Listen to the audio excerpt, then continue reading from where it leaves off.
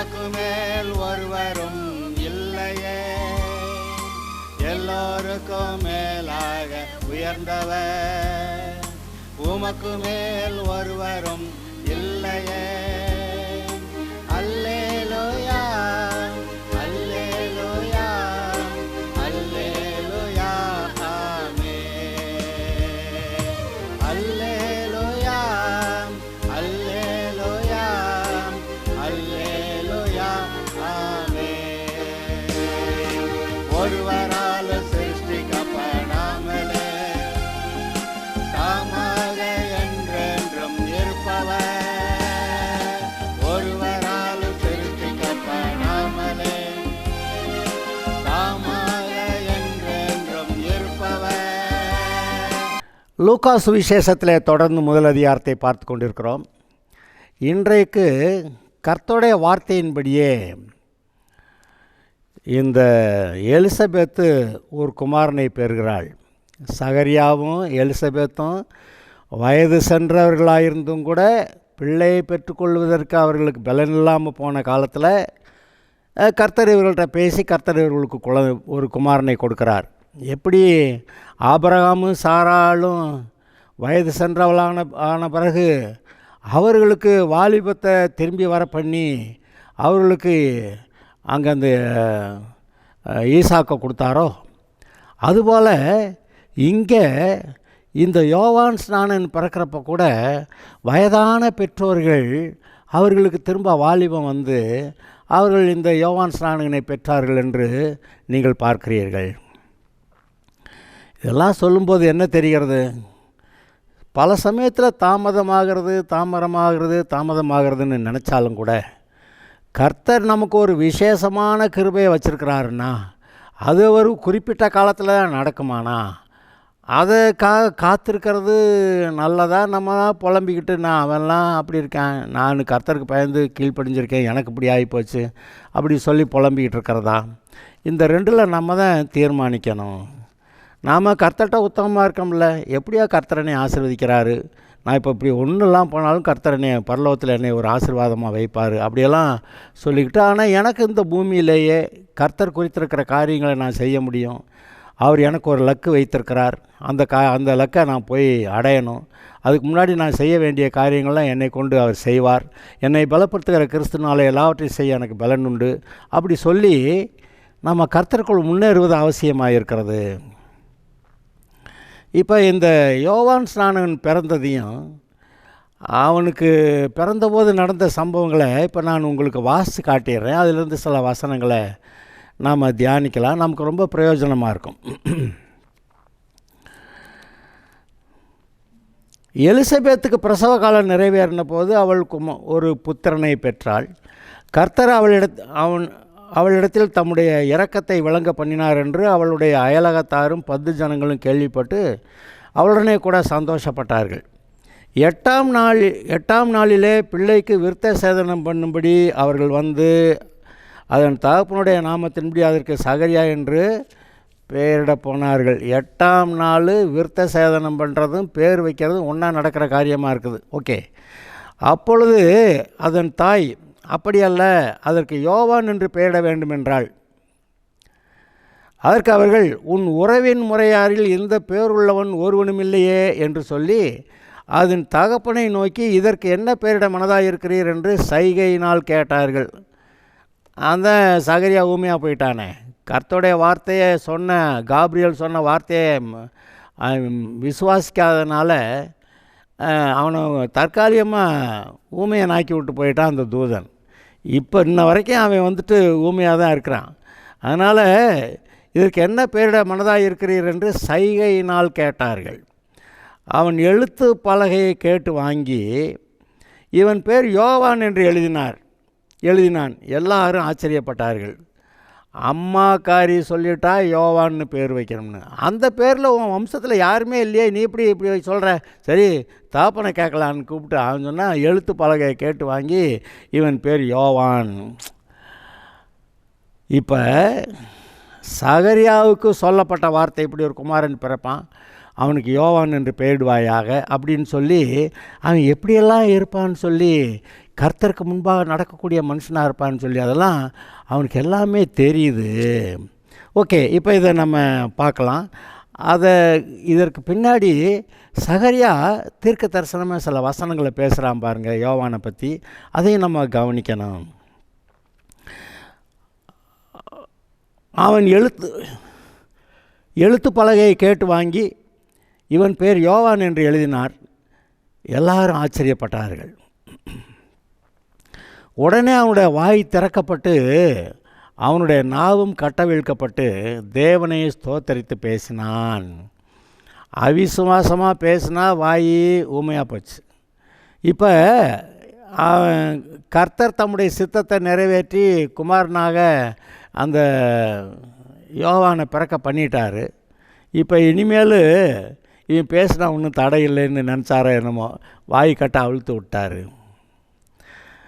அவன் வாய் திறக்கப்பட்டு அவனுடைய நாவும் கட்டவிழ்க்கப்பட்டு தேவனை ஸ்தோத்தரித்து பேசினான். என்ன பேசுகிறான்? அதனாலே அவர்களை சுற்றி வாசமாக இருந்த யாவருக்கும் பயம் உண்டாயிற்று. என்ன நடக்குது இங்கே? இந்த பிள்ளை கர்ப்பவதியான காலத்திலேருந்து இவன் ஊமையாக இருக்கிறான் அப்படின்னு பார்த்துக்கிட்டு இருந்தவங்க இந்த பிள்ளைக்கு பேர் வைக்கிற நேரத்தில் பார்த்தா திடீர்னு பேசுகிறான். என்ன நடக்குது அப்படின்னு சொல்லி எல்லாரும் பயந்தார்கள். மேலும் யூதேயாவின் மலைநாடெங்கும் இந்த வர்த்தமானங்களெல்லாம் சொல்லி கொள்ளப்பட்டது. இது இந்த ஊரில் நடந்தாலும் கூட ஊர் உலகமே இந்த விஷயம் போயிடுச்சு. யூதேயாவின் மலைநாடெங்கும் இந்த வர்த்தமானங்கள் சொல்லி கொள்ளப்பட்டது. யூதேயான்னா அது எந்த கோத்திரத்துக்கு? யூதா கோத்திரத்துக்கு சொந்தமானது. அதில் தான் தாவீது வந்திருக்கிறான்னு நம்ம பார்க்குறோம். அந்த யூதா கோத்திரத்துக்கு சொந்தமான யூதா தேசத்து மலைநாடெங்கும் இந்த வர்த்தமானங்கள் சொல்லி கொள்ளப்பட்டன. அவைகளை கேள்விப்பட்டவர்கள் எல்லாரும் தங்கள் மனதிலே அவைகளை வைத்து கொண்டு, இப்படிப்பா இந்த மாதிரி தூபம் காட்ட போன சமயத்தில் தூதன் எவனோ தோண்டி என்னமோ பேசினானா, அப்போ ஊமையாக போயிட்டானா, அப்புறமேல் குழந்தை பிறந்தவர் பேர் வைக்க போகிறப்ப தான் வாய்க்கட்ட அவிழ்க்கப்பட்டு பேசினானா, கர்த்தரை தூச்சானாம்னு இந்த விஷயம் எல்லாருக்கும் போயிடுச்சு. கேட்டவங்கெல்லாம் இந்த பிள்ளை பிறந்ததில் என்னமோ ஒரு விசேஷம் இருக்குது அப்படின்னு நினச்சாங்க. மனதிலே அவைகளை வைத்து கொண்டு இந்த பிள்ளை எப்படிப்பட்டதாக இருக்குமோ என்றார்கள். கர்த்தருடைய கரம் அந்த பிள்ளையோட கூட இருந்தது. ஓகே, அவனுடைய தகப்பனாகிய சகரியா பரிசுத்த ஆவியினாலே நிரப்பப்பட்டு தீர்க்க தரிசனமாக சொல்கிறத கவனிங்க. இஸ்ரவேலின் தேவனாகிய கர்த்தருக்கு ஸ்தோத்திரம் உண்டாவதாக. அவர் நம்முடைய பிதாக்களுக்கு வாக்குத்தத்தம் பண்ணின இரக்கத்தை செய்வதற்கும் தம்முடைய பரிசுத்த உடன்படிக்கையை நினைத்தருளி உங்கள் சத்துருக்களின் கைகளினின்று நீங்கள் விடுதலையாக்கப்பட்டு உயிரோடு இருக்கும் நாளெல்லாம் பயமில்லாமல் எனக்கு முன்பாக பரிசுத்தத்தோடு நீதியோடு எனக்கு ஊழியம் செய்ய கட்டளையிடுவேன் என்று சொல்லி அவர் நம்முடைய பிதாவாகிய ஆபிரகாம் இட்ட ஆணையை நிறைவேற்றுவதற்கும் அநேக காரியங்களை சொல்லிட்டே வர்றாங்க. இப்போ நிறைவேற்றுவதற்கும் ஆதி முதற் கொண்டிருந்த தம்முடைய பரிசுத்த தீர்க்கதரிசிகளின் வாக்கினாலே தாம் சொன்னபடியே ஆபிரகாம் கிட்ட ஆணையின்படி, அப்புறம் தீர்க்கதரிசிகள் சொன்ன அந்த தீர்க்கதரிசன வாக்கின்படி தமது ஜனத்தை சந்தித்து மீட்டு கொண்டு நம்முடைய சத்துருக்களில் நின்றும் நம்மை பகைக்கிற யாவருடைய கையில் நின்று நம்மை ரட்சிக்கும்படிக்கு, எதுக்கா? சத்துருக்கள்கிட்ட நம்மளை காப்பாற்றுறதுக்கு, நம்மளை ஆசீர்வதிக்கிறதுக்கு, தம்முடைய தாசனாகிய தாவீதின் வம்சத்திலே நமக்கு இரட்சணிய கொம்பை உயர்த்தினார். நம்முடைய தாசனாகிய தாவீதின் வம்சத்தில் நமக்கு இரட்சணிய கொம்பை உயர்த்தினார். தாவீதோடைய வம்சத்தில் இரட்சணிய கொம்பு, ரட்சிப்பை உண்டாக்குற கொம்புன்னா அதிகாரி, ராஜா, வல்லமையுள்ள அப்படி ஒருத்தரை கர்த்தர் உண்டாக்குனார்னு சகரியா தீர்க்க தரிசனமாக சொல்லிகிட்ருக்கிறான். நீயோ பாலகனே உன்னதமானவருடைய தீர்க்கதரிசி என்னப்படுவாய். நீ கர்த்தருக்கு வழியை ஆயத்தம் பண்ணவும் நமது தேவனுடைய உருக்கமான இரக்கத்தினாலே அவருடைய ஜனத்துக்கு பாவ மன்னிப்பாகிய ரட்சிப்பை தெரியப்படுத்தவும் அவருக்கு முன்பாக நடந்து போவாய். அந்தகாரத்திலும் மரண இருளிலும் உட்கார்ந்திருக்கிறவர்களுக்கு வெளிச்சம் தரவும், நம்முடைய கால்களை சமாதானத்தின் வழியிலே நடத்தவும், அவ்விரக்கத்தினாலே உன்னதத்திலிருந்து தோன்றிய அருணோதயம் நம்மை சந்தித்திருக்கிறது என்றான். அந்த பிள்ளை வளர்ந்து ஆவியிலே பலங்கொண்டு இஸ்ரவேலுக்கு தன்னை காண்பிக்கும் நாள் வரைக்கும் வனாந்தரங்களிலே இருந்தான். யார்? யோவானும் கூட தன்னை இஸ்ரவேல் ஜனங்களுக்கு வெளிப்படுத்த வரைக்கும் வனாந்தரங்களிலே அவன் வளர்ந்து கொண்டிருக்கிறான் என்று பார்க்கிறீர்கள். இந்த யோவான் ஸ்நானகன், யோவான்னு பேர் வச்சாங்க, ஆனால் நமக்கு என்ன நடந்ததுன்னு தெரியும். இந்த யோவான் ஸ்நானகன் வனாந்தரத்திலே பிரசங்கம் பண்ணி கொண்டிருந்தான். அவன் என்ன பிரசங்கம் பண்ணான்? மனம் திரும்புங்கள், பரலோக ராஜ்யம் சமீபமாக இருக்கிறதுன்னு. அந்த பிரசங்கத்தை கேட்க இந்த பட்டணங்களில் இருந்த எல்லாரும் வனாந்தரத்தில் அங்கே அவன்கிட்ட போனாங்கன்னு எழுதியிருக்கு. அதுவே பெரிய ஆச்சரியம் இல்லையா? எல்லாரும் பட்டணங்களில் இருக்கவங்கெல்லாம் வனாந்தரத்தில் அங்கே ஒருத்தர் இருக்கானாங்க, அங்கே அவனும் சொல்கிறானா கேட்கலான். அந்த யோவான் யாருக்காவது வந்தவனை சுகமாக்கினானா? அந்த அந்த இது இந்த நோய்களில் இருந்தெல்லாம் யோவான் அவர்களை விடுவித்தான், சுகமாக்கினா, அப்படி எது இருக்கா? பிசாசில் ஓட்டினான்னு என்னமும் இருக்கா? இயேசு தான் வந்து அதை செய்கிறார். ஆனால் யோவான் வந்து ஒரு அற்புதமும் செய்யாத ஆள். ஆனால் தேவனுடைய மனுஷன், இயேசு கிறிஸ்துவுக்கு முன்பாக நடக்கிறவன், பராக் பராக், இதோ கர்த்தர் வருகிறார், ராஜா வருகிறார் அப்படின்னு சொல்லக்கூடிய ஒரு மனுஷனாக அனுப்பப்பட்டவன். அவன் வந்து இஸ்ரவேல் தேசத்தில் மனம் திரும்புதலுக்கு ஏற்ற ஞானஸ்நானம் கொடுக்குறான். அவன் பிரசங்கம் என்னது? மனம் திரும்புங்கள், தேவனுடைய ராஜ்யம் சமீபமாக இருக்கிறது, இதோ கர்த்தர் வருகிறார் அப்படி சொல்கிற ஆள். அப்படி அதற்கு அது இயேசுக்கே ஞானஸ்நானம் கொடுக்கறதுக்கு மற்றவங்களுக்கு முதல்ல ஞானஸ்நானம் கொடுக்குறான். அப்புறம் அந்த சமயத்தில் இயேசு வர்றாரு, இயேசுவுக்கும் ஞானஸ்நானம் கொடுக்குறான். அவன் சொல்கிறான், நான் உம்மாலே ஞானஸ்நானம் பெற வேண்டியதாக இருக்க, நீர் இடத்துல வரலாமா அப்படி கேட்டு, இப்பொழுது இடம் கொடு, இப்படி எல்லா நீதியை நிறைவேற்றுவது நமக்கு ஏற்றதாக இருக்கிறது அப்படின்னு சொல்லி இயேசு தன்னை ஞானஸ்நானத்துக்கு ஒப்பு கொடுத்தாராம். இந்த யோவானுக்கிட்ட ஆதாமின் சந்ததியாக பிறந்து வந்து இந்த சகரியா எலிசபெத்துக்கு பிறந்த இந்த யோவான் வந்து ஆதாமின் சந்ததி கணக்கில் பார்த்தாக்க அவனும் ஒரு பாகிதான். ஆனால் அவன் உண்மையாக கர்த்தரை தேடுறவனாக இருந்து பரிசுத்த ஆவியை பெற்று அவன் பிரசங்கம் பண்ணிக்கிட்டு இருக்கிறான். அவன்கிட்ட போய் இயேசு எனக்கு ஞானஸ்நானம் கொடு. அதான் யாருக்கு ஞானஸ்நானம் கொடுக்குறது? அவன் கேட்குறான், நான் தானே ஏன் உம்மக்கிட்ட ஞானஸ்நானம் எடுக்கணும், நீங்கள் என்கிட்ட வந்து ஞானஸ்நானம் கேட்குறீங்கன்னா, இப்படி எல்லா நீதியை நிறைவேற்றுவது நமக்கு ஏற்றதாக இருக்கிறது. இதில் பார்த்திங்களா, இயேசு சொல்லிட்டாரு, எல்லா நீதியும் நிறைவேற்றுவது நமக்கு ஏற்றதாக இருக்கிறது. அதனால தான் இயேசுக்கிட்ட ஒரு குற்றமும் அவங்க கண்டுபிடிக்க முடியல. அப்படி குற்றம் சொல்ல, பொய் சாட்சி சொல்ல வந்தவங்க சொன்னதெல்லாம் ஒன்றும் ஒவ்வொலை. அவரை பற்றி எவ்வளோ பேசுனாங்க. ஏன் பிசாசு பிடித்தவன், சமாரியன் அப்படியெல்லாம் பேசுனாங்க. ஆனால் அதில் உண்மை இல்லாமல் இருந்துச்சு. பார்த்தீங்களா, அதில் எதுலேயுமே உண்மை இல்லை. அப்படி இயேசுவானவர் வருகிறார், அவருக்கு வழியை ஆயத்தம் பண்ணுகிறவனாக ஒருவன் இயேசுவுக்கு முன்பாக அனுப்பப்பட்டான்ங்கிறது எங்கே வாசிக்கிறீங்க? வாசிக்கலாம். ஏசாயா தீர்க்கதரிசியின் புஸ்தகம் 40வது அதிகாரத்தில் ஒரு சில வசனங்களை நான் வாசிக்கிறேன். அது ரொம்ப அற்புதமான வசனங்கள். ஏசாயா 40 முதல் வசனத்திலிருந்து வாசிக்கிறேன். என் ஜனத்தை ஆற்றுங்கள், தேற்றுங்கள், எருசலேமுடன் பட்சமாய் பேசி அதன் போர் முடிந்தது என்றும் அதன் அக்கிரமம் நிவர்த்தியாயிற்று என்றும். ரெண்டும் சூப்பர் வார்த்தை இல்லையா?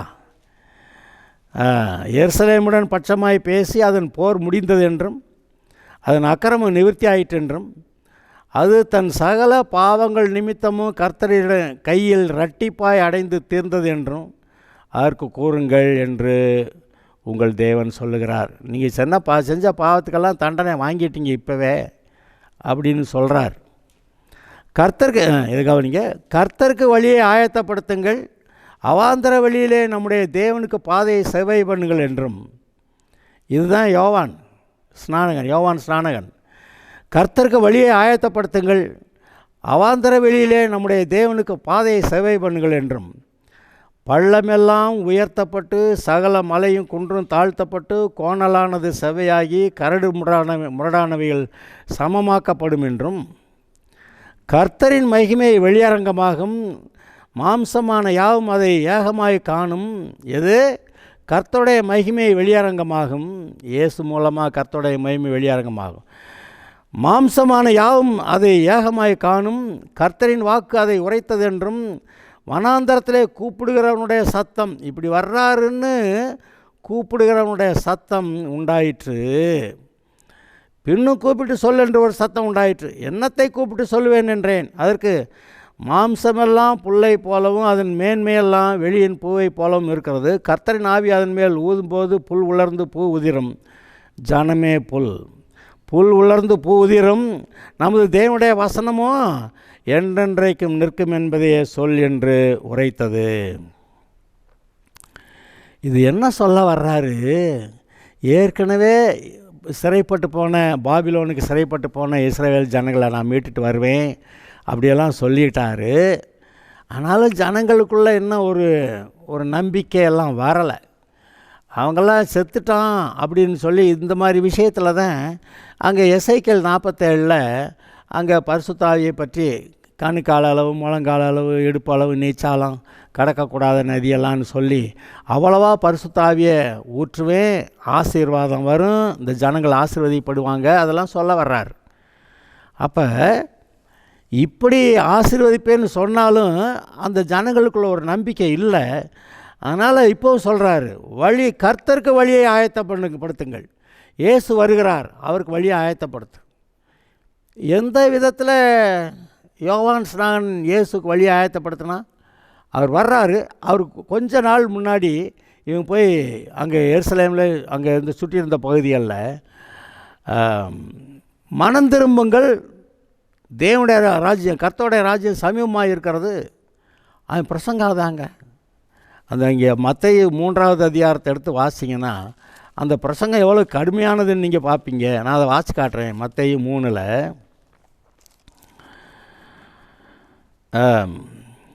7வது வசனத்திலிருந்து, பரிசேயரிலும் சதுசேயரிலும் அநேகர் தன்னிடத்தில் ஞான ஸ்நானம் பெறும்படி வருகிறதை அவன் கண்டு, விரியம்பாம்பு குட்டிகளே, வருங்கோபத்துக்கு தப்பிக்கொள்ள உங்களுக்கு வகைகாட்டினவன் யார்? இப்படியா வைகிறான். மனம் திரும்புவதற்கு ஏற்ற கனியை கொடுங்கள். ஆபிரகாம் எங்களுக்கு தகப்பன் என்று உங்களுக்குள்ளே சொல்லிக்கொள்ள நினையாதிருங்கள். தேவன் இந்த கல்லுகளினாலே ஆபிரகாமுக்கு பிள்ளைகளை உண்டு பண்ண வல்லவராயிருக்கிறார் என்று நான் உங்களுக்கு சொல்லுகிறேன். இப்பொழுதே கோடரியானது மரங்களின் வேரருகே வைத்திருக்கிறது. ஆகையால் நல்ல கனி கொடாத மரமெல்லாம் வெட்டுண்டு அக்கினியிலே போடப்படும். மனம் திரும்புதலுக்கென்று நான் ஜலத்தினால் உங்களுக்கு ஞானஸ்நானம் கொடுக்கிறேன். எனக்கு பின் வருகிறவரோ என்னிலும் வல்லவராயிருக்கிறார். அவருடைய பாதரட்சிகளை சுமக்கிறதற்கு நான் பாத்திரன் அல்ல. அவர் பரிசுத்த ஆவியினாலும் அக்கினியாலும் ஞானஸ்நானம் கொடுப்பார். அப்படி சொல்கிறான். எப்படி பிரசங்கம்? அப்போ இஸ்ரவேல் ஜனங்களுக்கு ஒரு பிரசங்கத்தை பண்ணி அதை கேட்டு மனம் திரும்புகிற ஒரு கூட்டத்தை யோவான் ஸ்நானன் ஏற்படுத்தி வைக்கிறான். அது மட்டுமல்ல, அந்த பிரசங்கத்தை, கர்த்தருடைய வார்த்தையை விசுவாசித்தவர்கள் மனம் திரும்புதலுக்கேற்ற பெற்றுக்கொள்கிறார்கள். அந்த ஞானஸ்நானத்தை கொடுக்கறது யோவான் ஸ்நானகன் தான். அப்போ வர்றார் இயேசு. அப்போ இப்போ புரியுதா எப்படி யோவான் ஸ்நானகன் கர்த்தருக்கு வழியை ஆயத்தப்படுத்தினான் அப்படிங்கிறது இப்போ புரியுதா? அது பாருங்கள், அதெல்லாம் நடந்திருக்கு. இந்த யோவான் தான் இப்போ இந்த சகரியா எலிசபெத்துக்கிட்ட பிறந்த பிள்ளையாக இருக்கிறான். இந்த விஷயம் ரொம்ப அற்புதமானது. அந்த பிரசங்கத்தை நீங்கள் கேட்டிங்கன்னா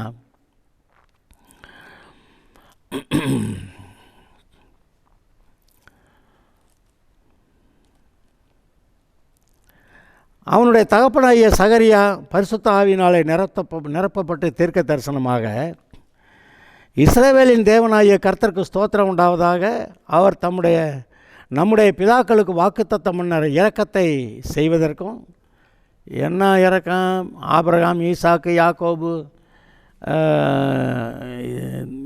தாவீது, நம்முடைய பிதாக்களுக்கு வாக்குத்தத்தம் பண்ணப்பட்ட இரக்கத்தை நிறைவு செய்வதற்கும், தம்முடைய பரிசுத்த உடன்படிக்கையை நினைத்தருளி, என்ன உடன்படிக்கை? ஆபிரகாமோட பண்ண உடன்படிக்கை. அந்த உடன்படிக்கையின் அடிப்படையில் தான் இயேசு பிறக்கணும். இயேசு பிறக்கலைன்னா ஆபிரகாமுடைய உடன்படிக்கை இன்னும் நிறைவேறலை. அப்போ இயேசு பிறக்கும்போது ஆபிரகாமுடைய பண்ண அந்த உடன்படிக்கை நிறைவேறுது. அந்த உடன்படிக்கையை நினைத்தருளி உங்கள் சத்துருக்களின் கைகளில் நின்று நீங்கள் விடுதலையாக்கப்பட்டு உயிரோடு இருக்கிற நாளெல்லாம் பயமில்லாமல் எனக்கு முன்பாக பரிசுத்தத்தோடு நீதியோடு எனக்கு ஊழியம் செய்ய கட்டளையிடுவேன் என்று. இந்த ஜனங்களை, மனம் திரும்புகிற ஜனங்களை நீங்கள் யாருக்காகவும் பயப்பட வேண்டியதில்லை. சத்துருக்களுடைய கையிலிருந்து உங்களை விடுதலை ஆக்கிடுவேன். நீங்கள் பரிசுத்தத்தோடு நீதியோடு எனக்கு முன்பாக நீங்கள் ஊழியம் செய்ய கட்டளையிடுவேன் அப்படின்னு அவர் சொல்கிறார் என்று சகரியா தீர்க்க தரிசனமாக சொல்கிறான். அவர் நம்முடைய பிதாவாகிய ஆபிரகாம் கேட்ட கட்டளை ஆணையை நிறைவேற்றுவதற்கும் சரி, ஆதி முதற் கொண்டிருந்த தம்முடைய பரிசுத்த தீர்க்கதரிசிகளின் வாக்கினாலே சொன்னபடியே ஆபிரகாம்கிட்ட உடன்படிக்கை பண்ணார். 10வதுக்கு ஏகப்பட்ட தீர்க்கதரிசிகள்கிட்ட இதெல்லாம் நடக்கும்னு சொல்லிட்டார். அதன்படியே தமது ஜனத்தை சந்தித்து மீட்டு கொண்டு நம்முடைய சத்துருக்களில் நின்றும் நம்மை பகைக்கிற யாவருடைய கையில் நின்றும் நம்மை ரட்சிக்கும்படிக்கு தம்முடைய தாசனாகிய தாவீதின் வம்சத்தில் நமக்கு இரட்சண்ய கொம்பை ஏற்படுத்தினார். இரட்சண்ய கொம்புங்கிறது சகரியா இப்போ சொல்கிறது இயேசுவை. ஆனால் அவருக்கு முன்னாடி இந்த யோவான் அவருக்கு வழி ஆயத்தப்படுத்துகிறவனா வந்திருக்கிறாங்கிறத நீங்கள் பார்க்கணும். இப்போ அந்த யோவானை பற்றி சொல்கிறான். நீயோ பாலகனே, அவர் இரட்சண்ய கொம்பா வருவார். அது ஆபிரகாமுக்கு பண்ண உடன்படிக்கை, தீர்க்கதரிசிகள் மூலமாக சொல்லப்பட்ட வார்த்தைகள் அதெல்லாம் நிறைவேறும்படி நாம் நம்முடைய சத்துருக்களிலிருந்து விடுவிக்கப்பட்டு பயமில்லாமல் வாழ அதற்காக அவர் நமக்காக ஒரு இரட்சண்ய கொம்பை ஏற்படுத்தினார். அது இயேசு. இப்போ நீயோ பாலகனேன்னு அப்போதைக்கு அங்கே பிறந்திருக்கிற யோவானை பற்றியோ அவர் சொல்கிறாரு. உன்னதமானவருடைய தீர்க்கதரிசி என்னப்படுவாய். இவனோ பிரசங்கித்ததெல்லாம் வனாந்தரத்தில் தான், ஆனால் அப்படி பேர் வாங்கிட்டான். உன்னதமானவருடைய தீர்க்கதரிசி என்னப்படுவாய், நீ கர்த்தருக்கு வழியை ஆயத்தம் பண்ணவும். இப்போ ஏசாயா 40 வாசித்தோமா, கர்த்தருக்கு வழி ஆயத்தப்படுத்துங்கள் அப்படின்னு. அதை ஆயத்தப்படுத்துகிற ஆளுவேன் தான். நமது தேவனுடைய உருக்கமான இரக்கத்தினாலே அவருடைய ஜனத்துக்கு பாவமன்னிப்பாகிய ரட்சிப்பை தெரியப்படுத்தவும் அவருக்கு முன்னாக நடந்து போவாய். அவர் தான் பாவமன்னிப்புக்கான காரியமெல்லாம் செய்கிறவர். ஆனால் அவருக்கு முன்னாடியே நீ நடந்து போய் இதோ வருகிறார், மேசியா வருகிறார், யூதோடைய ராஜா வருகிறார், கர்த்தர் வருகிறார்னு சொல்லி இப்படி இஸ்ரவேலுக்கு அற்புதத்தை செய்கிற அவர் வருகிறார்னு அந்த இஸ்ரவேலுக்கு ரட்சிப்பை தெரியப்படுத்தும்படி அவருக்கு முன்பாக நடந்து போவாய். யோவான் ஸ்நானன் தான் இயேசுக்கு முன்னாடி நடந்து இதோ அவர் வருகிறார், அவருடைய பாதரட்சின் வாரில் அவுக்கிறது கூட நான் பார்த்துறனால, அவருடைய தூற்றுக்குடை அவர் கையில் இருக்கிறது, அவர் தம்முடைய களத்தை நன்றாய் விளக்கி தானியத்தை அம்பாரத்தில் சேர்ப்பார், பதரையோ அதை காற்றினால பறக்கடிக்கப்படுவார், அவியாத அக்கினிலை எடுத்து போடுவார்லாம் எழுதியிருக்கு. ஆக எப்பேற்பட்டவர் வருகிறார் என்று சகரியா சொல்கிறான். அதை சொல்லும்போது யோவான் எப்படி இயேசுவுக்கு முன்னாடி நடக்கக்கூடிய மனிதனாக இருப்பாங்கிறத சொல்கிறான். அந்த காலத்திலும் மரண இருளிலும் உட்கார்ந்திருக்கிறவர்களை வெளிச்சம் தரவும். நீங்கள் ஏசாயா 9 வாசிச்சிருப்பீங்க, மரண இருளின் திசையில் இருந்தவர்களுக்கு பெரிய வெளிச்சம் உதித்ததுன்னு. யார் அந்த மரண இருளின் திசையில் இருக்கிறவர்கள்னா யார்? கலிலேயா பக்கத்தில் இருக்கிறவங்க. கலிலேயாவத்தில் பக்கத்தில் குடியிருக்கிறவங்க யார்? அவங்க சமாரியர்கள். அவங்க யார்? அங்கே அசீரிய ராஜாவால் அந்த நாட்டிலேருந்து இங்கே கொண்டு குடியேற்றப்பட்டவர்கள். அவங்க இருக்கிறதுனால தான் அது இருண்ட பிரதேசம்னு சொல்லப்படுகிறது. அந்த காலத்தில் மரண இருளில் உட்கார்ந்திருக்கிறவர்களுக்கு வெளிச்சம் தரவும். அங்கே ஏசாயால் எழுதியிருக்கபடி மரண இருளின் திசைகளிலே குடியிருக்கிறவர்களுக்கு வெளிச்சம் உதித்தது, பெரிய வெளிச்சம் உதித்தது என்று. அப்படி இதெல்லாம் செய்யும்படி, இதெல்லாம் அறிவிக்கும்படி நீ யோவானே நீ வந்திருக்கிறாய். நம்முடைய கால்களை சமாதானத்தின் வழியிலே நடத்தவும். அவ்விரக்கத்தினாலே உன்னதத்திலிருந்து தோன்றிய அருணோதயம் நம்மை சந்தித்திருக்கிறது என்றான். உன்னதத்திலிருந்து தோன்றிய அருணோதயம், விடிவெள்ளி நம்மை சந்தித்திருக்கிறது என்றான். யோவானை பற்றி இயேசுக்கு முன்பாக நடக்கிறவன் வழியை ஆயத்தப்படுத்துகிறவன் சொல்லிட்டு இயேசுவை பற்றி அருணோதயம், மரண இருளின் திசையில் இருக்கிறவர்களுக்கு பெரிய வெளிச்சம் உதித்தது, நம்முடைய கால்களை சமாதானத்தின் வழியிலே நடத்தவும், இரக்கத்தினாலே உன்னதத்திலிருந்து தோன்றிய அருணோதயம் நம்மை சந்தித்திருக்கிறது என்று சொல்லி, இதெல்லாம் என்ன அற்புதமான தீர்க்க தரிசனம். யோவான் பிறந்தபோது இந்த தீர்க்க தரிசனம் சொல்லப்படுகிறது. ஒவ்வொருவர் பிறக்கும்போதும் அவங்க கர்த்தருடைய பிள்ளையாக இருந்து கர்த்தருக்கு ஊழியம் செய்வாங்கன்னா, இப்படி ஒரு தீர்க்க தரிசனம் அவங்க பிறக்கும்போதும் இருந்திருக்கும் அப்படின்னு நான் நம்புகிறேன். ஒருவேளை இப்போ இந்த காலங்களில் எல்லாம் நம்ம புறஜாதிகள் தேசத்தில் குடியிருக்கிறதுனால அல்லது விசுவாசிகள் குறைவாக இருக்கிற பகுதிகளில் இருக்கிறதுனால எல்லாம் சொல்கிறதுக்கு நமக்கு ஆளுகள் இல்லை. ஆனால் ஒரு வேளை விசுவாச குடும்பத்தில் பிறந்து இந்த காரியங்களை நல்லா உணர்ந்திருக்கிறவர்களாக இருந்தால், குழந்தை பிறந்தவுடனே நீ இப்படியெல்லாம் செய்வ அப்படின்னு சொல்லி நல்ல தீர்க்க தரிசனமாக சொல்லக்கூடிய ஆளுங்க இப்போவும் இருக்க தான் செய்கிறாங்க. ஆக இதையும் நினைத்து பார்க்கும்போது தான் நமக்கு கர்த்தர் அங்கேருந்து இன்றைக்கி வரைக்கும் அதே மாதிரி தீர்க்க தரிசனத்தை சொல்கிறாரு, அந்த ஆட்களை கொண்டு அந்த காரியங்கள்லாம் நடப்பிக்கிறாரு அப்படின்னு நமக்கு இப்போ லேசாக விளங்குதா? இன்றைக்கு நீங்கள் ஏதோ சும்மா தற்செயலாக இந்த பூமியில் இருந்து விடவில்லை. கர்த்தர் உங்களை பெற்றார். எரேமியாவை பற்றி சொல்லும்போது, நீ தாயின் வயிற்றில் இருக்கும்போது உன்னை தெரிந்து கொண்டேன் என்று சொன்னவர். இந்த யோவான் ஸ்நானகன் அவன் தாயின் வயிற்றில் இருக்கும்போதே பரிசுத்த ஆவியை பெற்றவனாயிருந்தான் அப்படின்னு இந்த மரியாளுடைய வாழ்த்துதலை கேட்டபோது அந்த